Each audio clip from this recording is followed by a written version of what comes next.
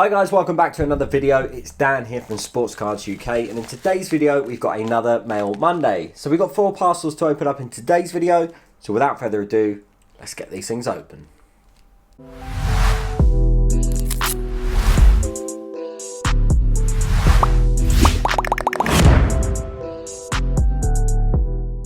Okay, so for package number 1.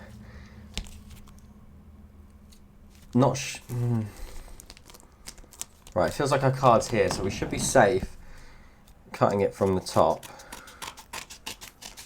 Let's hope that we've not damaged anything there. Don't want to reveal my address.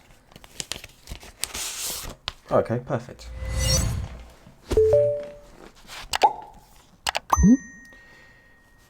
Ah, lovely. So we have some Fulham cards for part of the PC. I've been ordering a few of these here and there. I haven't been going too mad on the spending, but I have been trying to pick up some cards just for the PC really. So these are some interesting ones. I have the, let's maybe stop talking and then I'll,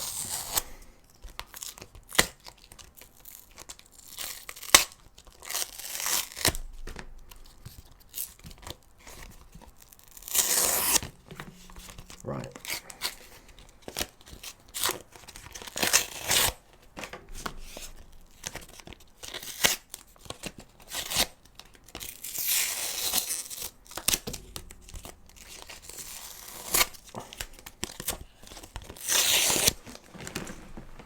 Okay, so the cards that we have are the Hector Mojo. Looks like we've got a couple of cards in here. 2 cards don't tend to not really fit in one top loader, especially one sleeve, but there we go.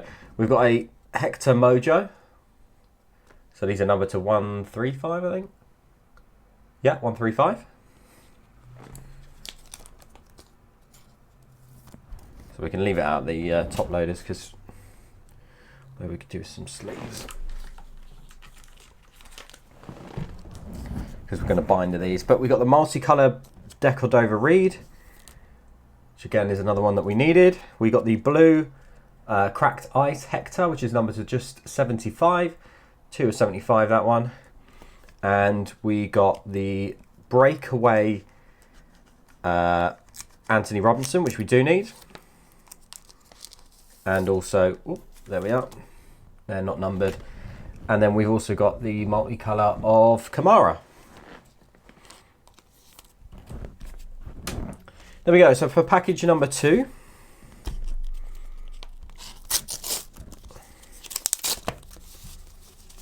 let's see what we've got in here. Let's get our craft knife out. There it is.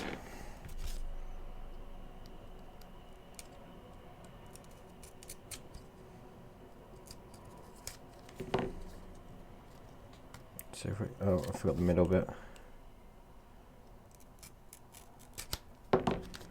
Right, so we're going to slide that out. Oh, okay, nice. So we have a, I'm kind of here and there, if I see them cheap, picking up the Topps Chrome parallels as well. This is a Canham Chambers, numbered to 250. So I'm kind of just picking these up here and there, a bit like the, I'm kind of more focused on the Fulham Prism stuff because I'm kind of quite far down the road on some of those, completing some of the parallels, which is really cool.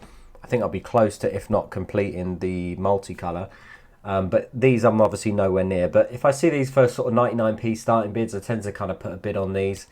So that's a nice Canham Chambers for the PC. Oh, this is this is interesting. So I decided to, you know what I'm like on the channel, I love an oddball item, and I decided to pick both of these cards up because I saw them on bids and I thought there were some other ones as well that the guy had. Unfortunately, actually, I've been waiting for these for ages because the guy was, I think, out of the country, but he came back in January. I think he was away for a couple of months or something. But I wanted to, you know, I'm always picking up movie stuff and picking up music stuff.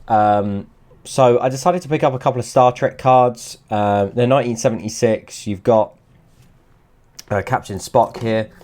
And you can see it's got very nice backs to them. They're Topps chewing gum, so they are Topps cards. It's nice going for kind of regular cards that you're aware of, whether it's AMBC or Topps or anything like that. So these are Topps cards. They're beautiful looking designs. The backs are quite similar to actually the Elvis card that I picked up recently. Yeah, it's got some detail on the back as well about Leonard Nimoy, the man between the ears as Mr. Spock on Star Trek, appeared on many TV shows prior to this famous role. There you are. So it's 1976 Star Wars cards. So we've got one in a PSA 6 and then one in a PSA 4. They're 1976, so I can't imagine there's too many PSA 10s out there. But yeah, I just decided to pick these up. These just interested in me. I don't know whether I'll move these on or keep them. I'm not the biggest Star Trek fan. I've always kind of been a Star Wars fan, but I haven't necessarily been a Star Trek guy. But I do like picking up these items, taking pictures for the Instagram, enjoying viewing the cards, holding the cards, and then I can pass them on to someone who's maybe more of a maybe PCs, that sort of thing, more than I do. So yeah, but happy with those. Definitely enjoy looking at the cards and enjoy having them in my possession before moving them on, if I move them on. But with those ones I probably will, because I'm not the biggest Star Wars fan and I can't keep everything. So for the final parcel we have nice. So we have a Joe Bryant Fulham. This is the Speckle or Disco or whatever it's called. Circles, I don't know. But it's not a numbered parallel, it's just part of the Chronicles. There's loads of different variants of these, so I'm kind of just collecting them. But I'm kind of here and there about Chronicles, because I'm seeing new parallels every week that it's kind of just making me think, oh God, how many are there? I'm already doing the Prism stuff, so maybe I should just leave Chronicles and just, again, like these Topps Chrome, just pick them up if I see them for 99p, which is what I've done here. So once every other day, kind of picking up a card for 99p isn't going to hurt the bank too much.